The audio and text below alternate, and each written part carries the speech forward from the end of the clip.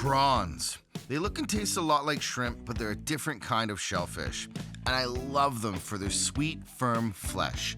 You have to try my Cajun prawns with butter sauce.